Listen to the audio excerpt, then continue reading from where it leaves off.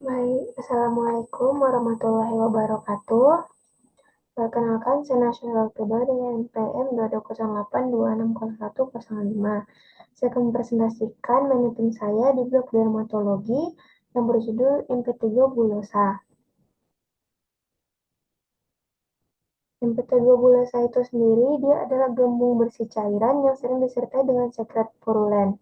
Untuk etiologinya, itu bisa disebabkan oleh Staphylococcus aureus, dan faktor risikonya itu bisa ada kebersihan yang buruk, anemia dan malnutrisi, ada imunodefisiensi, kerusakan kulit, cuaca yang hangat, panas dan lembab, kemudian ada usia, tempat tinggal yang padat dan berdebu. Untuk patofisiologinya bisa dilihat pada gambar, kerusakan kulit dan imunodefisiensi dan faktor risiko lainnya itu akan menyebabkan infeksi bakteri Staphylococcus aureus, Streptococcus hemolyticus grup A. Kemudian nanti akan dibagi menjadi dua, yaitu ada eksfoliatif toksin A. Eksfoliatif toksin A nanti akan merusak desmosom, kemudian akan terjadi adesi antara selnya itu akan hilang, dan itu akan menimbulkan vesikol. Kemudian bisa juga disebabkan oleh inflamasi dan akan terjadi vasodilatasi pembuluh darah, kemudian akan terjadi permeabilitas kapiler dan cairan ke ruang antar sel. Permeabilitas kapilernya meningkat dan cairan ruang antar sel dan terjadi cairan ke ruang antar sel dan itulah terbentuk vesikel tadi. Cara menegakkan diagnosisnya itu yang pertama ada anamnesis. Anamnesis bisa kita lakukan riwayat kebersihan diri dan lingkungan jelek serta malnutrisi dan akan ditemukan pasien akan mengeluhkan adanya luka koreng.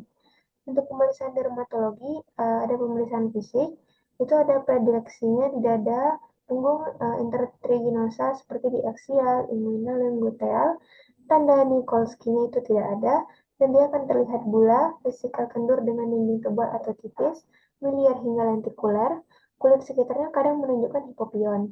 Jika pecah dia akan meninggalkan squama anular. Bagian tengahnya ada erimatosa dan cepat mengering. Untuk pemeriksaan penunjangnya itu ada pemeriksaan histopatologi. Yang pertama, di epidermisnya akan tampak vesikal subkornea berisi sel radang. Pada dermis tampak serbukan sel radang dan pelebaran ujung pembuluh darah. Untuk pewarnaan gram itu ada mencari Staphylococcus aureus. Biasanya ditemukan ada neutrofil dengan kuman kokus gram positif berbentuk rantai atau kelompok. Kemudian ada kultur cairan juga, itu dia akan menunjukkan adanya Staphylococcus aureus dengan kombinasi Streptococcus beta hemolyticus grup A atau dapat bergabung sendiri. Untuk tata laksananya sendiri, itu ada yang non-farmakologi dan farmakologi. Untuk yang non-farmakologi, itu ada mencuci bersih daerah lesi dengan sabun atau air mengalir atau dengan larutan betadine dan kompres. Kalau yang farmakologi, itu ada yang topikal dan sistemik. Kalau topikal, ini dapat diberikan sebagai profilaksis terhadap penularan infeksi. Ada antibiotik topikal diberikan 2-3 kali sehari selama 7-10 hari, seperti mupirocin 2% atau asam fusidat 2%. Kemudian ada yang sistemik, itu ada pilihan pertama, yaitu golongan beta-lactam, itu bisa diberikan golongan penisilin, seperti amoxicillin dan asam clavulanat. Untuk pilihan keduanya ada golongan makrolida, itu sebagai bakteriostatik, ada eritromisin dan azitromisin. Kemudian untuk edukasi dan komunikasinya, yang pertama itu kita anjurkan untuk menjaga hygiene perorangan untuk mencegah infeksi berulang dan penularan. Jaga kebersihan dengan mandi 2 kali sehari menggunakan sabun, boleh dengan sabun antiseptik. Luka tidak boleh digaruk atau dipecahkan sendiri karena dapat menyebabkan infeksi yang lebih parah. Kemudian rajin memotong kuku untuk mengurangi kontaminasi dan mencuci tangan sebelum dan sesudah memegang sesuatu yang kotor, apalagi sesudah memegang lesi. Karena daerah lesi ini banyak mengandung bakteri yang bisa menular.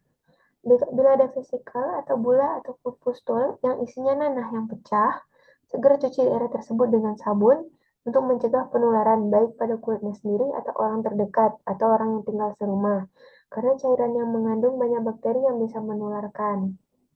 Bila keringat berlebih, itu harus segera mandi atau dilap dengan kain yang basah. Baik, sekian presentasi dari saya. Ini referensi yang saya gunakan.